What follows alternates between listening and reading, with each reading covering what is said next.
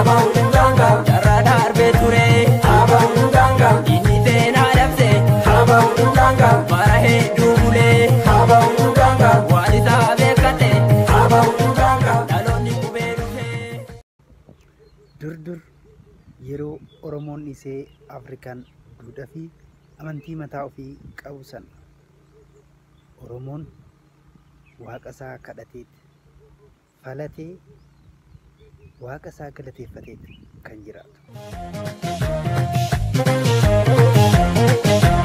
Oftai Oromo, ofta utu jala, ubadu ya gomo.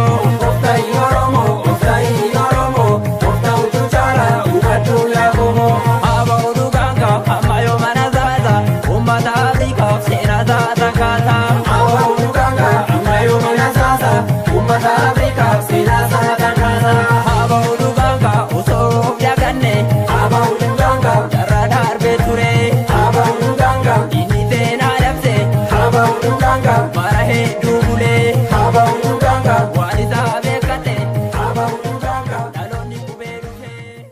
Kun qophii gula Oromooti. Qophii gula Oromootiin ijoolleen lafaa dhufoon qeerroon dargaggoonii fi daa'imman amantii Oromoo duudhaa durii deebisanii ijaaruuf adeemsa yookaan imala isaan irra jiran isin daawwachiisa. Kunis fala yookaan Oromoon akka duraan beekutti waaqa isaa kadhatee waan dabdee sirreeffatee kan jiraatudha.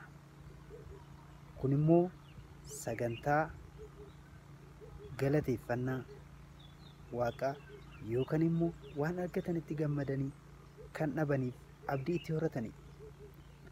Ijoolleen tunis waaqeffannaa ganamaa deebisuun dhaabanii itti deebi'anii akka akaakuu fi abaabilee isaanitti waaqa kadhatu. Nutis kanuma ilaallee ijoollee tana ajaa'ibsiifannee wajjiniin turuu filanne.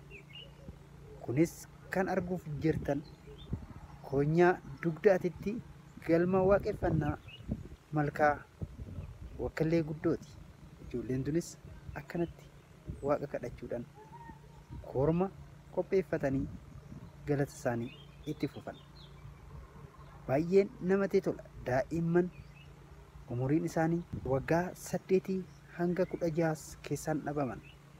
Kanumaan ijoolleen of baranis akkuma manguddoota duraanitti waaqa isaanii kadhattee jeekkartee galateeffattee waliin taphatanii barnoota waliin dabarsanii gargar galu.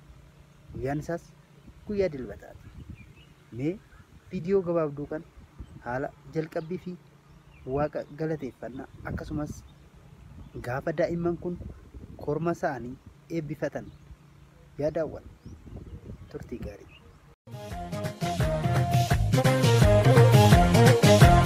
Oftai Oromo, ofta utu jala, ubadu ya gomo. Oftai Oromo, ofta utu jala, ubadu ya gomo. Aba uduganga, amayo manazaza, ummata Afrika, sena zaza kata. Aba uduganga, amayo manazaza. Ummata Oromootiin ala. Daanguma ummata Oromootiin ala. Daangaa Afrikaatiin ala. Oromoo ala yaas. Galmatti wal nu haa taasisu. Kadhataa nuyi taasisaa waaqa keenya. Gaafa qabannee wanti Oromoon gaafatte guutuun haa qajeeltu. Ija qabannee ija Oromoodhaa walaa agarra. Funyaan qabannee funyaan Oromoodhaa walitti haa urgoofu. Miila qabannee miilli Oromoodhaa gadaa dhaabbatu. Dirra qabannee dirreen Oromoodhaa nagaa haa taatu. Eegee qabannee wanti Oromoo eeggatu guutuun haa milkooftu. Oftai Oromo, ofta utu jala, ubadu ya gomo. Oftai Oromo, ofta utu jala, ubadu ya gomo. Aba uduganga, amayo manazaza, ummata Afrika, sena zaza kata.